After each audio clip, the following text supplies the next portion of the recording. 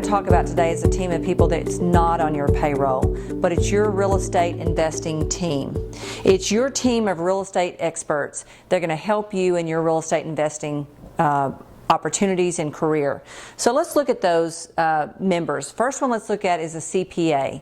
This is a person that's going to understand the real estate tax advantages. You know, we talked a little bit in the past about the advantages of appreciation, debt reduction, your tenant being putting money in every time they make the payment to put your money in the piggy bank for you.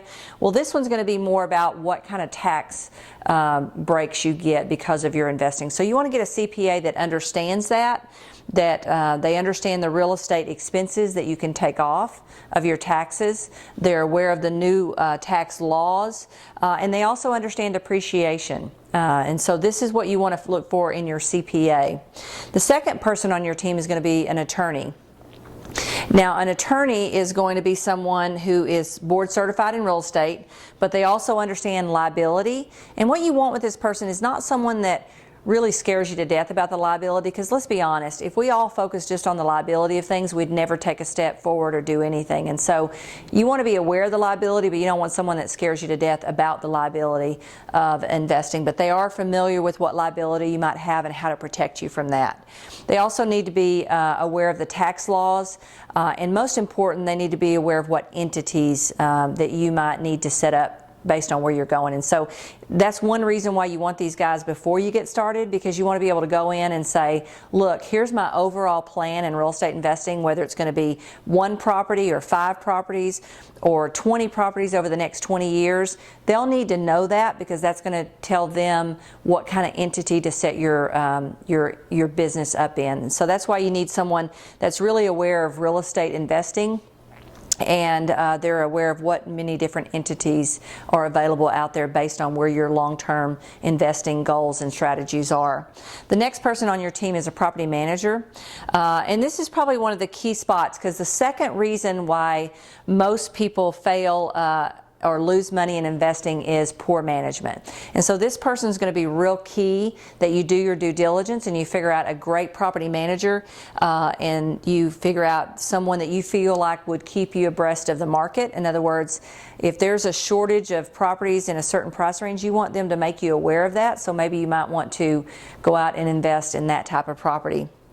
The other thing you want from that property manager is someone who has a great source for repairs. Because quite honestly, sometimes, especially if you're trying to build up cash flow in the future, then some of these properties could be kind of tight. Your cash flow is going to be not that big. And so if it's not real big, you want to make sure that you are very frugal with all of that. And so a good property manager is going to have repair guys on the ground and girls that can actually repair property and save you money in the long run on that stuff. So that's another key thing that you want to look for in your property manager, is somebody that really understands you know, how to save you money on those repairs. And so great management company is going to be hard to find, so you want to put in your due diligence up front on that.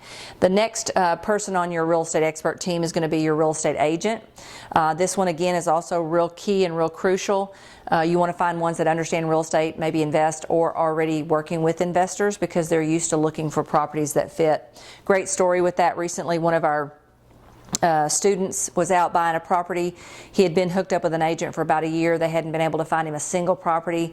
I made one phone call to a guy that I know that works with investors, found him a property within a week and a half. So this one's going to be key. If they're used to looking for deals for investors, they're going to pay more attention to that stuff. And sometimes, quite honestly, some agents just aren't that interested in figuring out how to find an investment property. So you want to make sure up front that your real estate agent is aware of how to do that and has been doing that and likes doing that.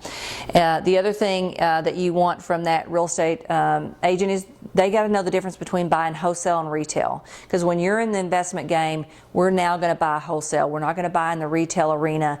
And so they have to understand and be able to locate those properties that are priced at wholesale prices, not retail prices.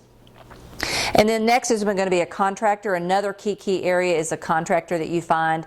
Doesn't hurt to have a couple of contractors, because depending on the market, these guys can get extremely busy. And one of the key things on investing is getting that property fixed up and back out on the marketplace to be rented as quick as possible. And so you want to have a couple of these guys or girls in your pocket so that if one's busy, you can get another one on the job. Again, the agent might be a good source for your contractors when you're starting to put this team together, because they are used to doing a lot of repairs on properties, and so they're going to have a list of contractors that can work on the property. Now, there is a difference in contractor. One is going to be just what we call just a general handyman, and that person is someone that doesn't necessarily have licenses in the major areas. And then there's licensed contractors, and where they're going to need a license is if they're doing electrical, plumbing, foundation, those types of things. So they're going to be more expensive, and you're not always going to need that stuff.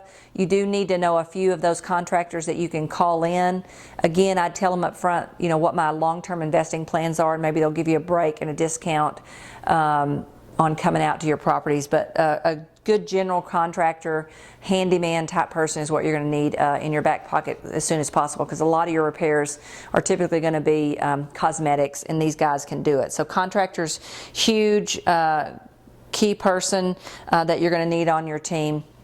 And so asking your real estate agent will be a great place to start with that. And, you know, even your CPA and your attorney, you know, one quick reminder on attorney, you know, all of these guys are not just going to be valuable for the information they give you based on their area of expertise, but even just one good idea from one of them can make you a lot of money. A couple of great examples of that. If you think about it, it was Oprah's attorney that told her to make her own business out of her name and out of herself. And so that's how she came up with Harpo Productions, and she became her own business. And so that idea came from her attorney.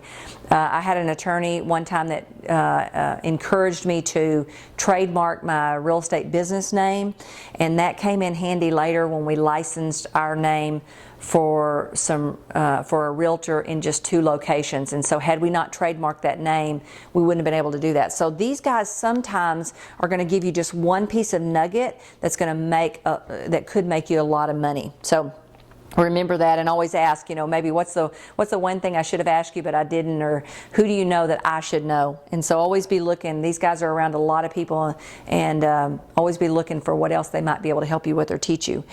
And then, of course, last but not least is other investors.